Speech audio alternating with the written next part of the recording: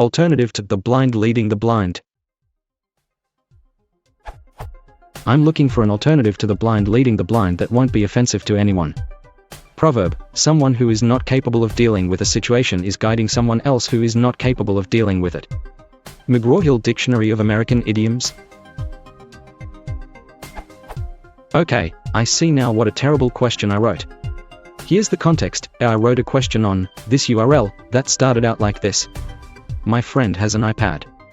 I have never used an iPad, but I'm trying to help her set things up better, so it's clearly a case of the blind leading the blind.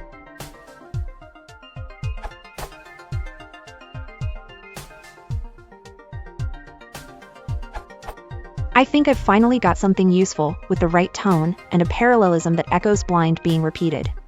To make it work, I had to swap the two roles and use the passive. This is clearly a case of the helpless being led by the clueless.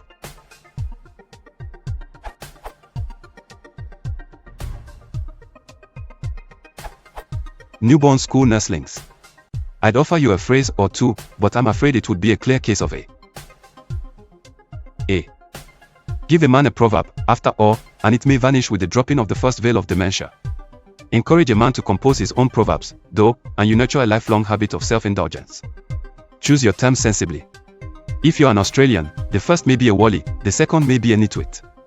Then stitch them together with the right verb. That wally will knock some sense into the nitwit, for sure. Or keep it simple by calling both the first and second fools, and have one do for the other whichever of the many things it is fools don't do well. Keep it varied by choosing the terms, noun verb noun, to slot into the formula depending on the circumstances. It's a game you can play well, I'm sure. Chim sets table for barbarian. The origin of the blind leading the blind proverb may be this. Abiding in the midst of ignorance, thinking themselves wise and learned, fools go aimlessly hither and thither, like blind led by the blind. From 1 Moscoro, T.R., The Upanishads, Penguin Classics, 1965, p. 58. In various metaphorical forms, the proverb also appears in the Kanki Sutta, an article of the Buddhist Pali Canon, Horus, the Gospel of Thomas, and Matthew and Luke of the Holy Bible. These distinguished and varied origins suggest, and Dr. Betsy Zaborowski, former executive director, National Federation of the Blind Jernigan Institute, confirms, at least for herself, that you needn't concern yourself much about pushback when you use the blind in the way it's used in the proverb. God's etch miniatures for vandals. However, you asked for an alternative that won't be offensive to anyone. I think not being offensive is situational. If you're among friends, you know, you hope, what will offend them and what will not. If you're not among friends, you know at least what is likely to offend and what is not, depending on your audience. The choice, barring ignorance, of whether or not to offend is yours, and how you go about avoiding offense is beyond my purview. Alternatives, though, those can be produced in abundance, and the likelihood of them being offensive can be assessed by you by examining the terms used. ENIAC Programs Colossus. A case of the unlearned teaching the unschooled. A case of an ignorant instructing an ignoramus. A case of the cart trying to pull the horse. The first and the last of these seem least likely to offend. The second, it depends on the sensitivities of those involved. Of the first, it seems fairly neutral. If said with reference to yourself and another, you've at least insulted yourself as much or more than you've insulted that other. The third, which incorporates an improvement from the OPS comments on this answer, borrows from the familiarity of another proverb, putting the cart before the horse, and intertwines the two proverbs. The horse pushing the cart or pulling it backward is preposterous, and the cart pulling the horse or pushing it backward is preposterous. Voila. A potentially offensive proverb has been replaced, and the replacement does double duty as both old and the new. A horse not capable of pushing and a cart not capable of pulling are both in the position of doing just those things, pushing and pulling, with each other as both the leader and the led.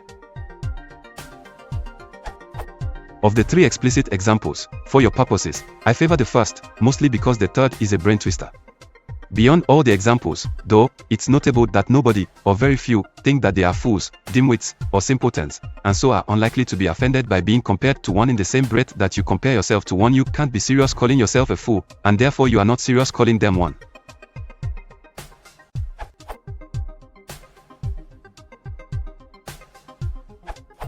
Ask George Lucas. Who is more foolish?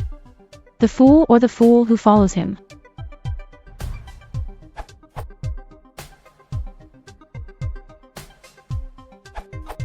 Here's a presumably PC proposal that might pass muster. The blindfolded leading the blindfolded. Unless there are serious blindfolded folks somewhere who might think this pokes fun at them.